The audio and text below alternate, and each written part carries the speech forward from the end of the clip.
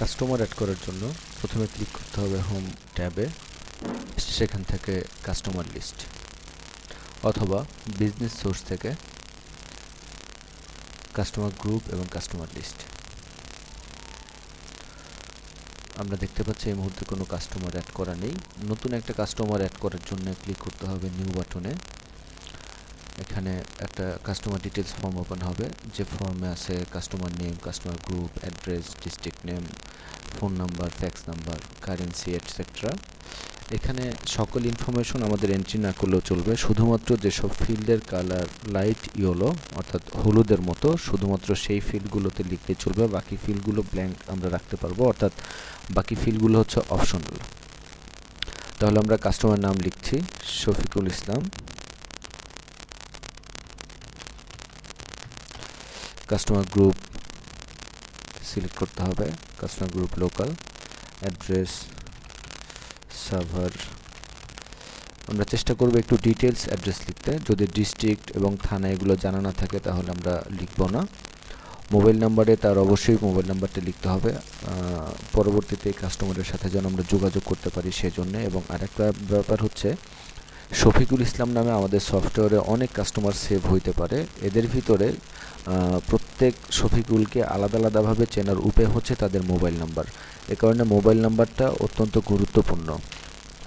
Mobile number যদি জানা না থাকে আমরা এখানে একটা ক্রস দিয়ে যাব, অর্থাৎ বড় হাতের এক্স, এরপর ইন্টার প্রেস করলেই পরবর্তীতে কার্সর চলে যাবে পরবর্তী ফিল্ডে।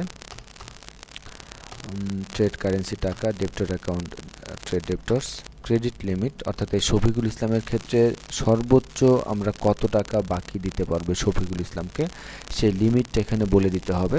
আমরা এখানে দিতে পারি সাপোজ 10,000 টাকা।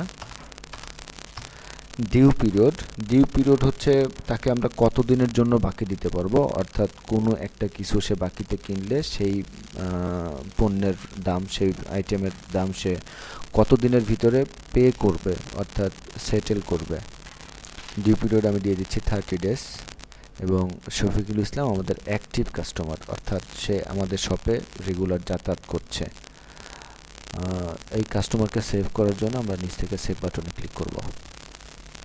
আমরা দেখতে পাচ্ছি এখানে একজন কাস্টমার অ্যাড হয়ে গেছে, শফিকুল ইসলাম নাম এবং অ্যাড্রেস হচ্ছে সাভার ঢাকা, মোবাইল নাম্বার শুধুমাত্র একটা ক্রস।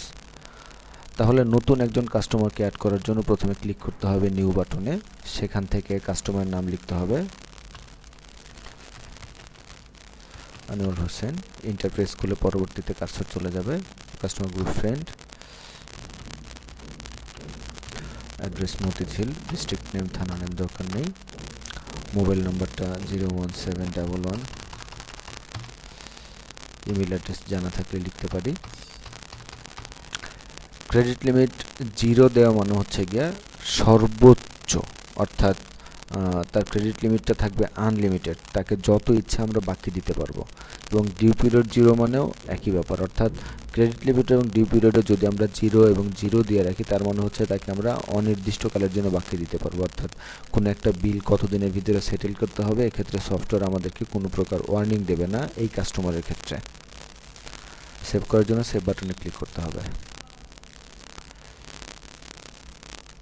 তাহলে আমরা দেখতে পাচ্ছি কাস্টমার গ্রুপ ওয়াইজ ফ্রেন্ডস গ্রুপে আছে আনোয়ার হোসেন, অ্যাড্রেস মতিঝিল, এবং লোকাল গ্রুপে আছে শফিকুল ইসলাম, অ্যাড্রেস সাভার ঢাকা। তো কোনো একজন কাস্টমারকে যদি আমরা এডিট করতে চাই সেক্ষেত্রে প্রথমে সেই কাস্টমারকে সিলেক্ট করতে হবে, কাস্টমারকে সিলেক্ট করে এডিট বাটনে ক্লিক করতে হবে নিচ থেকে, অথবা কাস্টমার নেমের উপরে ডাবল ক্লিক করতে হবে। ডাবল ক্লিক করে আমরা যদি কাস্টমারের নামটা পরিবর্তন করতে চাই অথবা মোবাইল নাম্বারটা পরিবর্তন করতে চাই তাহলে সেই কাজটা করতে হবে। এবং এডিট করা শেষে সেভ করার জন্য নিচ থেকে সেভ বাটনে ক্লিক করতে হবে।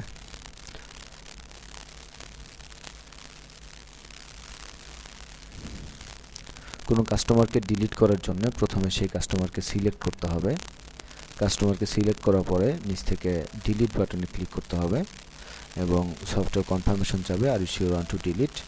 ইয়েস বাটনে ক্লিক করলে ডিলিট হয়ে যাবে, নো বাটনে ক্লিক করলে ডিলিট হবে না। আমরা আবারও ট্রাই করি ডিলিট এবং ইয়েস। আমরা দেখতে পাচ্ছি শফিকুল ইসলামকে সিলেক্ট করা ছিল এবং শফিকুল ইসলাম ডিলিট হয়ে গেছে। তো এভাবেই আমরা আমাদের সফটওয়্যারে কাস্টমার অ্যাড করতে পারি।